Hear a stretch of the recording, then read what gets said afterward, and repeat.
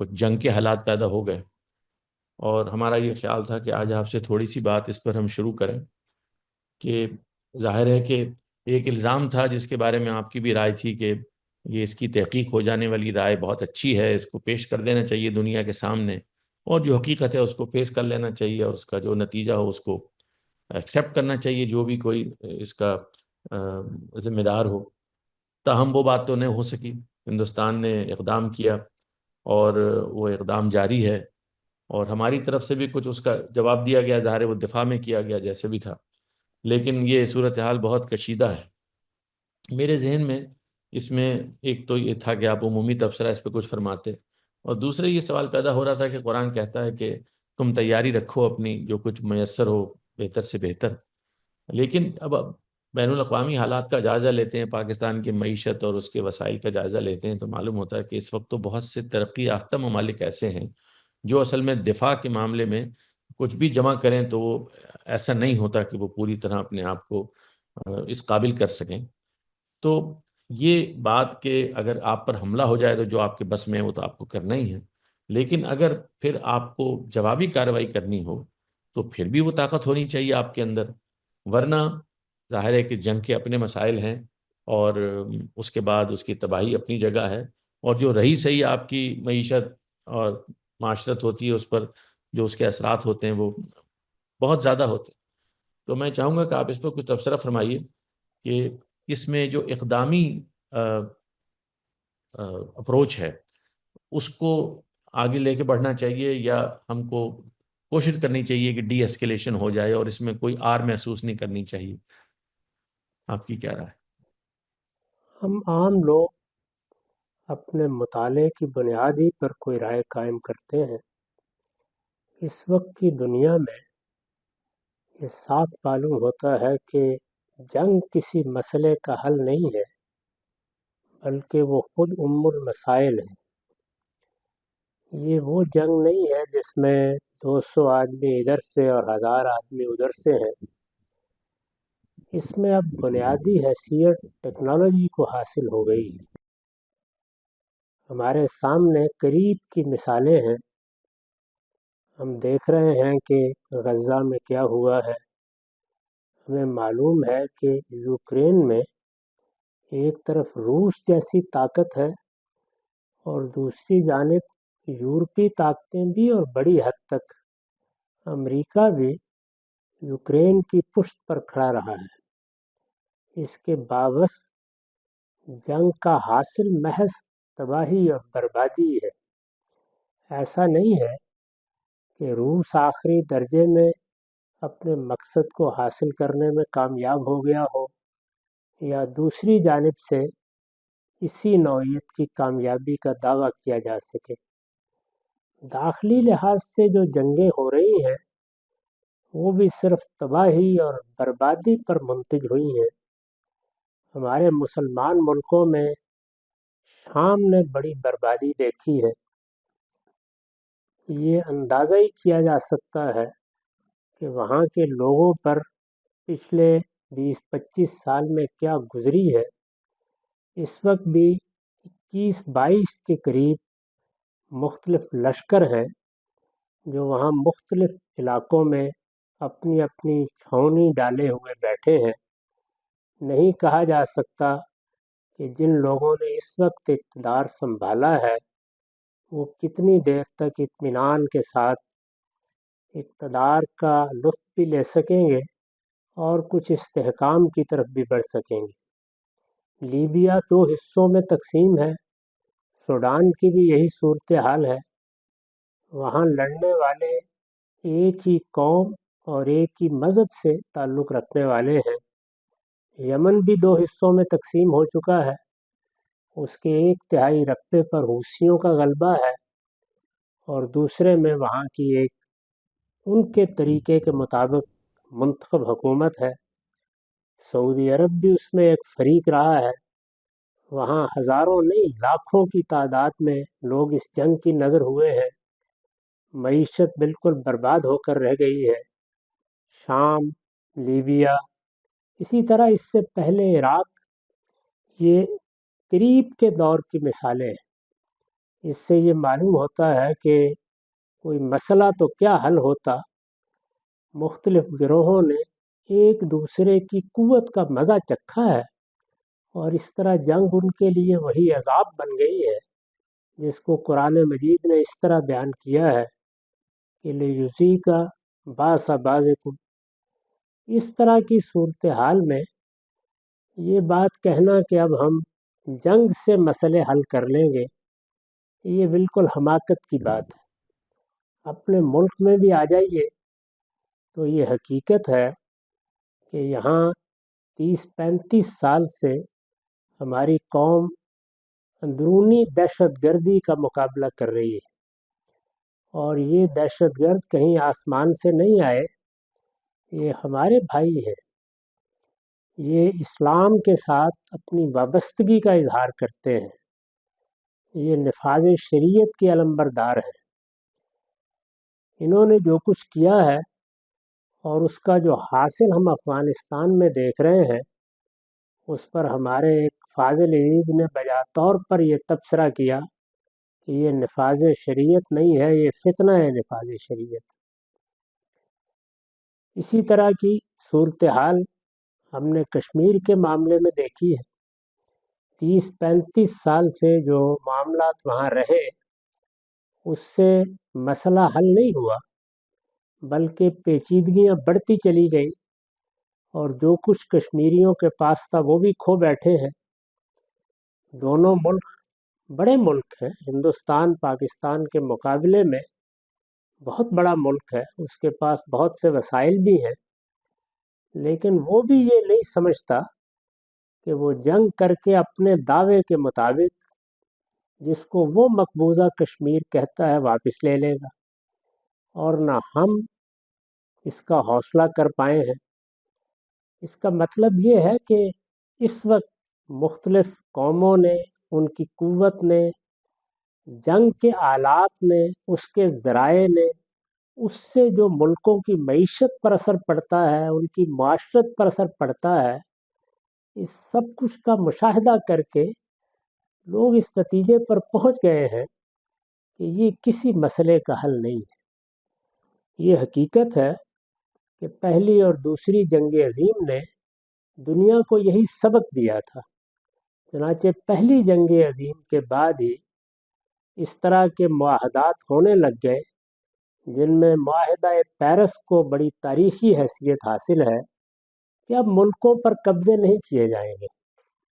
چنانچہ امریکہ کے صدر وڈرو ولسن کی تجویز پر ایسے عالمی ادارے وجود میں لانے کی صحیح کی گئی جو جنگ کو روک سکیں، امن کی ضمانت دے سکیں، اور کوئی ایسا طریقہ مل جائے جس سے مسائل کو پرامن طریقوں سے حل کیا جا سکے۔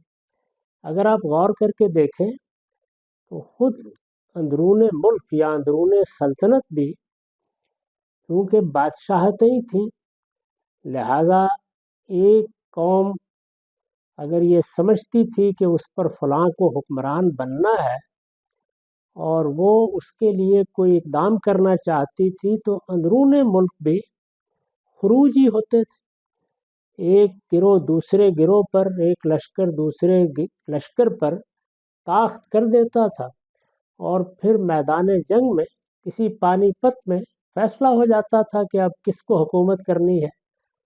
یہ کہا جا سکتا تھا کہ جنگ اقتدار کا فیصلہ بھی کرتی ہے، لیکن بتدریج دنیا نے یہ سمجھنے کی صحیح کی کہ اس کی جگہ کیا ہم کوئی پرامن طریقہ اختیار نہیں کر سکتے۔ جمہوریت اسی کا حاصل ہے۔ چنانچہ جو سیاسی اقدار پیدا ہوئیں، ان کا میں نے بارہا خلاصہ کیا ہے کہ وہ چار ہی ہیں، یعنی انسان کے بنیادی حقوق کی حفاظت کی جائے، جان، مال اور آبرو کے خلاف کسی اقدام کو گوارا نہ کیا جائے، خواہ وہ داخلی سیاست میں ہو یا خارجی محاذ پر۔ بنیادی حقوق کے ساتھ قانون کی حکمرانی قائم کی جائے۔ اندرونی طور پر فصل نزاعت کے لیے جمہوریت کا طریقہ اختیار کیا جائے، اور یہ جو مختلف قومیتوں میں یہ خیال پیدا ہو جاتا ہے کہ ان کو علیحدہ مملکت کی صورت اختیار کرنی چاہیے، تو اس کو بھی پرامن طریقے سے حل کرنے کے لیے قوموں کے حق خود ارادی کو مان لیا جائے، یعنی بنیادی حقوق کی حفاظت، قانون کی حکمرانی، جمہوریت اور قوموں کا حق خود ارادی۔ اس میں دو چیزوں کی ضرورت تھی، ایک یہ کہ اگر یہ فی الواقع پرامن راستہ ہے اور اسی پرامن راستے کو آگے بڑھنا ہے، تو پھر جو ادارے بھی بنائے جائیں، جیسے کہ پہلے جمعیت اقوام بنی، پھر اقوام متحدہ وجود میں آئی، ان کے پاس قوت نافذہ ہونی چاہیے۔ قوت نافذہ کے لیے یہ ضروری تھا کہ خود ان کی اپنی کوئی فوج وجود میں آئے، لیکن باوصف اس کے کہ اس کا فیصلہ کیا گیا اس پر عمل نہیں ہو سکا، اور مختلف قومیں اپنی اپنی قوت سے دستبردار ہونے کے لیے تیار نہیں ہوئی۔ چنانچہ جنگیں مختلف مسائل کو حل کرنے کے لیے جس طرح پہلے لڑی جا رہی تھی، کم ہو گئی، محدود ہو گئی، لیکن وہ لڑی جاتی رہی۔ اقوام متحدہ کے بننے کے بعد بھی دیکھ لیجیے، ویتنام کی جنگ ہوئی، ہم نے اپنے ہمسائے میں افغانستان کی جنگ روس اور امریکہ کے درمیان دیکھی، اسی طرح ایران اور عراق کی جنگ ہوئی، صدام حسین صاحب کے کویت پر اقدام کے نتیجے میں امریکہ نے عراق کو تاخت و تاراج کیا۔ اس طرح بہت سی جنگیں ہوتی رہی، اس وقت بھی یوکرین میں کسی نوعیت کی جنگ ہو رہی ہے۔ تو انسانیت اپنے اس مقصد کو حاصل کرنے میں بھی کامیاب نہیں ہوئی کہ کوئی پرامن ذریعہ فصل نزاعات کے لیے عالمی سطح پر مل جائے۔ میں نے پہلے عرض کیا کہ جنگ مسئلے کا حل نہیں ہے، بلکہ المسائل ہو جاتی ہے، اور موجودہ زمانے کی جنگ تو بالکل بھی اس کا حل نہیں رہی۔ لیکن پرامن ذرائع بھی ایجاد نہیں کیے جا سکے۔ زیادہ سے زیادہ یہ ہے کہ بڑی قوتیں جب کسی ملک کو مجبور کرنے کا فیصلہ کر لیتی ہیں تو طاقت ہی کے بل بوتے پر وہ اس میں کامیاب ہو جاتی ہیں، یعنی طاقت ہی فیصلہ کن ہے۔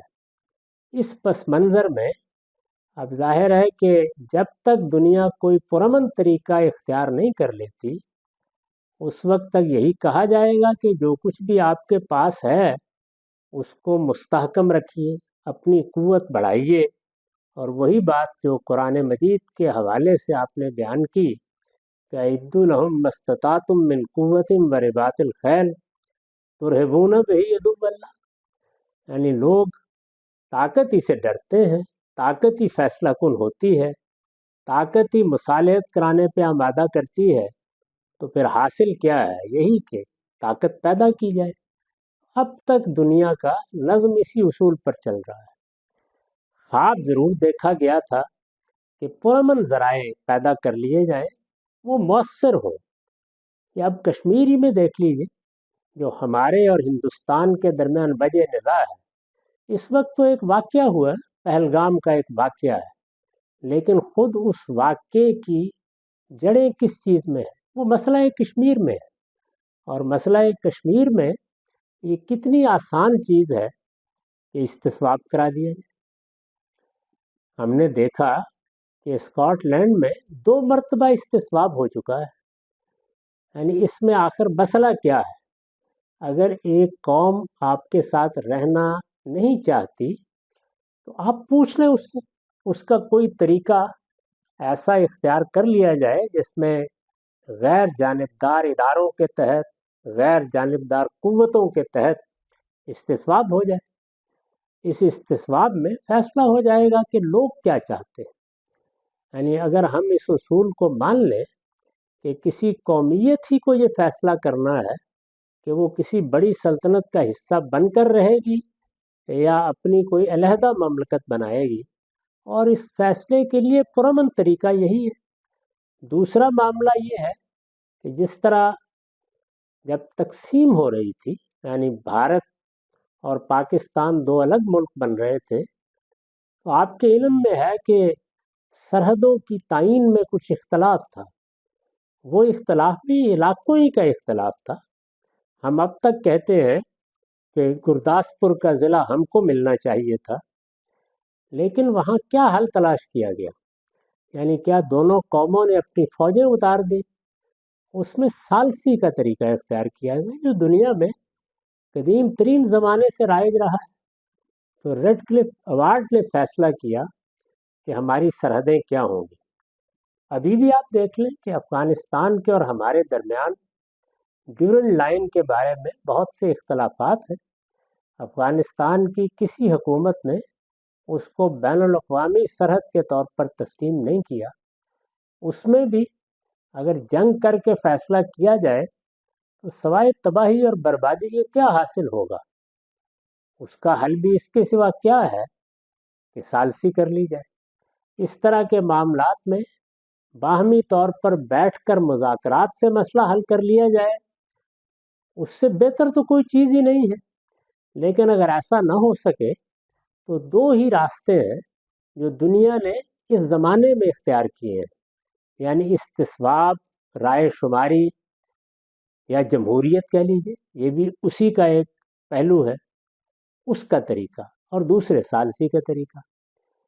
یہ اب ایک نظر ڈال کے دیکھ لیجیے کہ اس میں جب سے یہ مسئلہ پیدا ہوا ہے، ان دونوں چیزوں کو کیا دونوں ملکوں نے قبول کیا ہے؟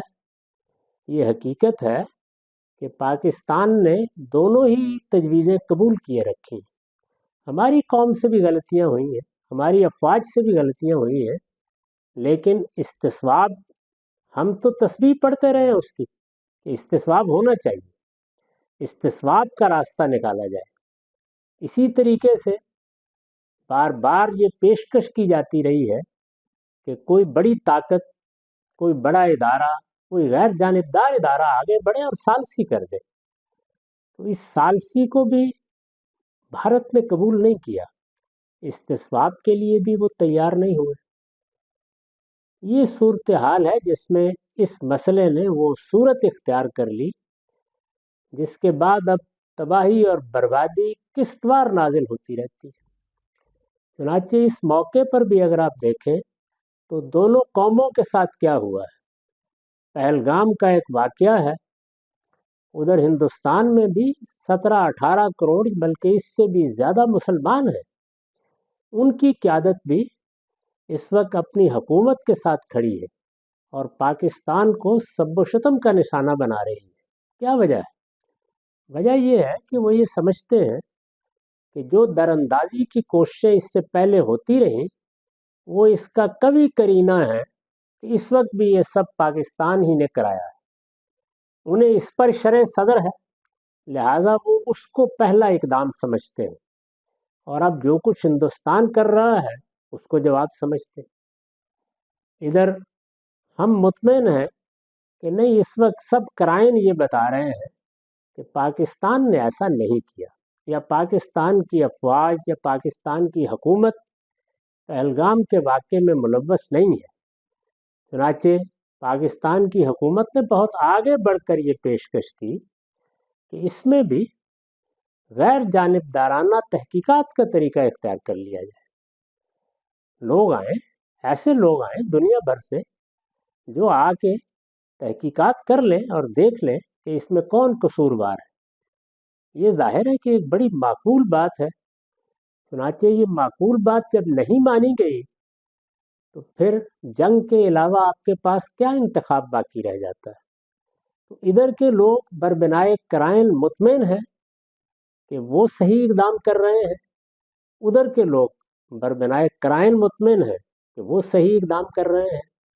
جنگ میں چونکہ یہ میرا ملک اور آپ کا ملک، یہ ہم مسلمانوں کے لیے بنیاد نہیں بنتا، یعنی یہ کوئی فٹ بال یا ہاکی کا میچ نہیں ہوتا کہ جس میں اپنی اپنی ٹیم کا انتخاب کر کے فتح کے شادیانے بجائے جائیں۔ اس کے لیے اخلاقی جواز بتانا ہوتا ہے۔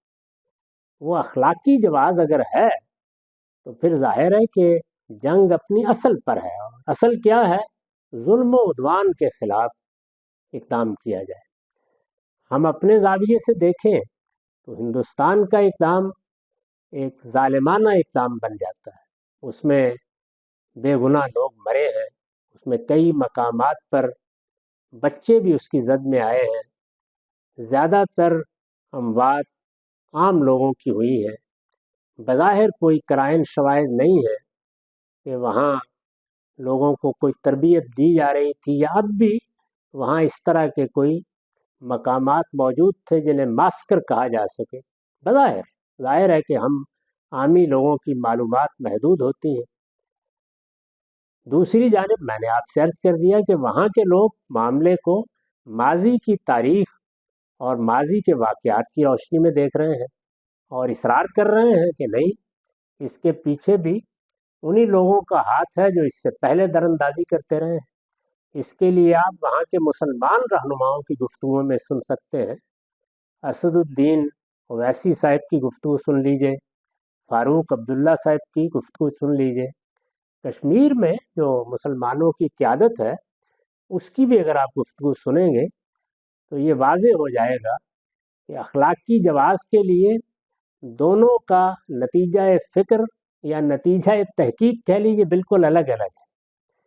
اس کا حاصل جنگ ہے، اور جنگ میں نے عرض کیا کہ ہر حال میں تباہی اور بربادی پیدا کرتی ہے۔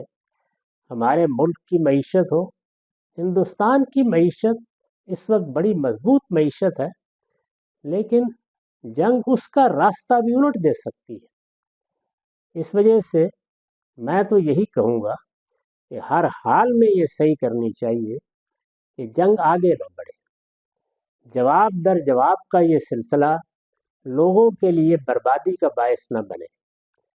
میرے خیال میں عالمی طاقتوں کو بھی آگے بڑھ کر معاملات کو پرامن ذرائع سے حل کرنے کی طرف توجہ دلانی چاہیے، اور ہندوستان کو بھی پاکستان کی وہ منصفانہ پیشکش قبول کر لینی چاہیے کہ جنگ روک کر پہلے یہ تحقیق تو کر لی جائے کہ پہلگام کے واقعے کی حقیقت کیا ہے۔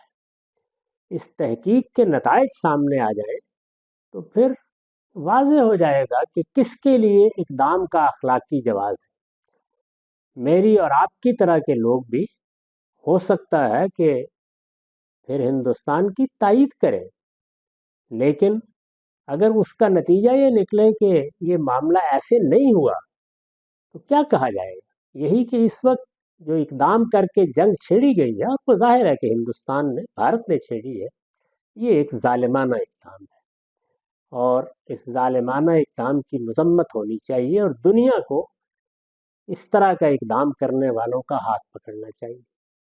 تو میرے نزدیک جو سوال آپ نے اٹھایا ہے وہ تو اپنی جگہ قائم ہے کہ کیا ہم کوئی پرامن راستے اختیار نہیں کر سکتے۔ میں اسی کو دنیا کا مقدر سمجھتا ہوں کہ اگر اس کو جینا ہے تو پرامن راستے تلاش کرنے ہوں گے۔ میں تو یہ کہتا رہا ہوں کہ دنیا کو عالمی حکومت کی طرف بڑھنا چاہیے، اور ایسا کوئی نظم قائم کرنا چاہیے جس میں یہ مملکتیں اپنے وجود کو برقرار رکھتے ہوئے کم سے کم ہتھیاروں کی دوڑ سے نکل جائیں، اسلحے کی دوڑ سے نکل جائیں، کہ ایک دوسرے پر چڑھ دوڑنے کے واقعات نہ ہوں۔ اندرونی معاملات کے لیے بھی پرامن ذرائع نافذ العمل کیے جا سکے، اور بیرونی معاملات میں بھی یہی صورت ہو۔ ہم اس کا خواب دیکھ سکتے ہیں، ہمارے جیسے لوگ اس کی اپیل کر سکتے ہیں، اس کی طرف توجہ دلا سکتے ہیں، لیکن جب تک ایسا نہیں ہوتا اس وقت تک بہرحال ہتھیار اٹھانے پڑیں گے۔ ہر قوم کو اپنی عزت آبرو کی حفاظت کے لیے یہ اقدام کرنا پڑتا ہے، اور ہمارے دین کی تعلیم بھی یہی ہے کہ اس بات کی کوشش کرنی چاہیے کہ جنگ نہ ہو۔ جنگ کوئی مطلوب چیز نہیں ہے، آخری درجے میں اس سے گریز کرنا چاہیے، لیکن رسول اللہ صلی اللہ علیہ وسلم نے فرمایا کہ پھر اگر یہ مسلط کر دی جائے تو بندہ مومن بزدلی نہیں دکھاتا، پھر وہ ہمت کے ساتھ، حوصلے کے ساتھ اور بہادری کے ساتھ دشمن کو کیفر کردار تک پہنچانے کی کوشش کرتا ہے۔ البتہ ہم میں سے ہر شخص کو اس پر مطمئن ہونا چاہیے، اور ہمارے ضمیر کو اس کی تائید کرنی چاہیے کہ ہم اخلاقی جواز رکھتے ہیں۔ بندہ مومن کے ہاں جنگ و جدال کا فیصلہ میرا ملک اور تمہارا ملک کی بنیاد پر نہیں ہوتا، وہ اخلاقی جواز کی بنیاد پر ہوتا ہے۔ میرے نزدیک یہ وہ چیز ہے جس کو لوگوں کے دل و دماغ میں راسخ ہونا چاہیے کہ وہ جب تک آخری درجے میں مطمئن نہ ہو جائیں کہ ہتھیار اٹھانے کا جواز پیدا ہو گیا ہے، اس وقت تک لوگوں کی جان مال آبرو کے لیے یہ خطرات پیدا نہ کریں، اور دنیا کو کچھ غریبوں کے لیے، کچھ پسماندہ طبقات کے لیے کرنے دیں۔ یہ جنگیں اور یہ ہتھیار اور یہ میزائل اور یہ طیارے، یہ غربت کو ختم نہیں، غربت کو آخری درجے میں بڑھا دینے کا ذریعہ بنتے ہیں۔ اس طریقے سے جنگ اصل میں انسانیت کے خلاف جرم بن جاتی ہے، اپنے نتیجے اور اپنے حاصل کے لحاظ سے۔